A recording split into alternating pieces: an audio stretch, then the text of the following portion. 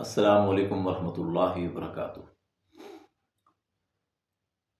ذکر کی اہمیت، فضیلت، اس کی پاور کے متعلق ہماری بات ہو رہی تھی۔ کچھ انبیاء علیہ السلام کا میں آپ کے سامنے تذکرہ کروں گا کہ جن کے اوپر مصیبت آئی، غم آئے، دکھ آئے، پریشانیاں آئیں تو انہوں نے کس طرح اپنے رب کو پکارا۔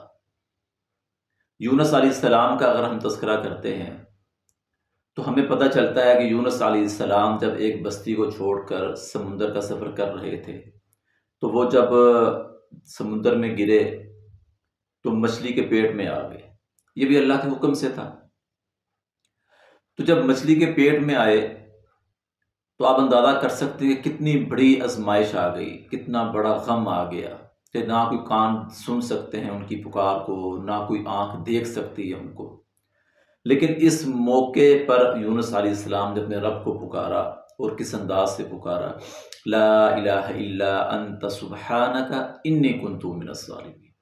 پھر رب نے یونس علیہ السلام کی فریاد کو سنا، پکار کو سنا، اور اللہ تعالیٰ نے یونس علیہ السلام کو اتنی بڑی آزمائش سے، پریشانی سے، غم سے نجات دے دی۔